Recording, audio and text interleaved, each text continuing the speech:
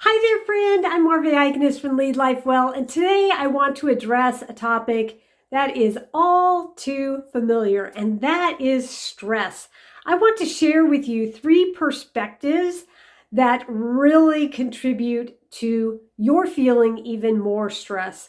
And the reality is that, life has things that are surprising and stressful, but we actually have quite a bit of power in those situations depending on how we think about it. So, the first thing that we do that really contributes to our stress is thinking that I am what I do. And if we have that kind of perspective, we naturally want to do more, hustle harder, and do everything we can to be successful or enough, or whatever language you put around it.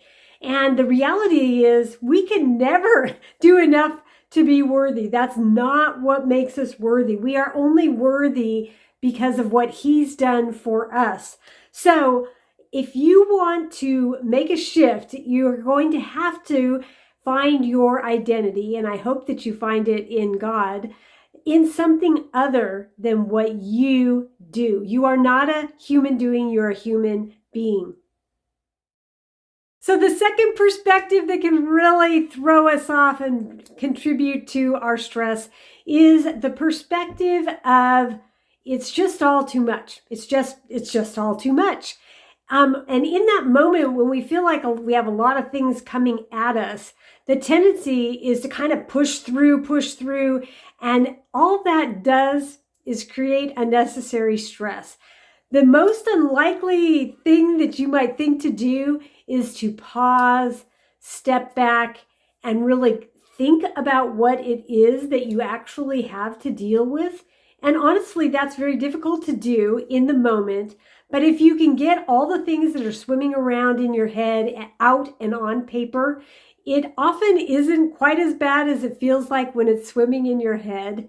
But it also gives you a chance to okay, these are the things that I have to deal with. Which ones are most important? Which ones can I let go of or wait on? And it just allows you to think about it in a more strategic way.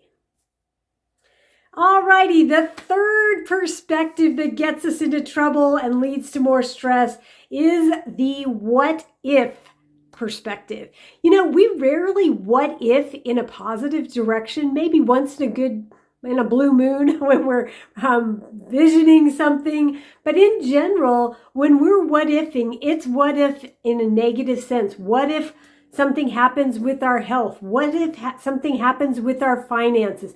What if something goes south with this relationship? It's generally in a negative way. Or even I have heard frequently, what will people think of me? What if they don't like it? That kind of perspective just makes for some really unnecessary stress. And I challenge you to flip it and to think about, what if something really good were to happen?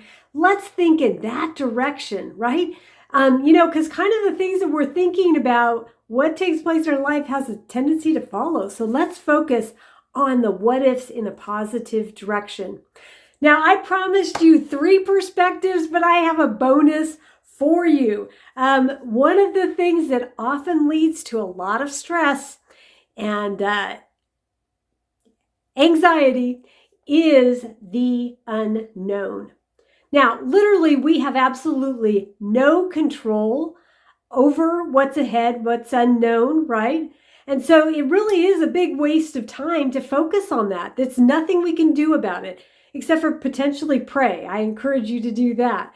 However, there is something incredibly stress relieving when you choose to focus on gratitude. So if you're in the midst of a big unknown season, I encourage you to make a real concerted effort to focus on all the many things that you have to be grateful for. Even in the worst of times, when things are just, you feel like you're at your lowest point, there's still something to be grateful for. And when you can make that your focus and that's what grows, that is powerful. Focusing on the past leads to guilt. Focusing on the future leads to stress and anxiety, as if you're focusing on the unknowns or the uncertainties in life. But you know where the calm, peaceful place is being really present where you are right now.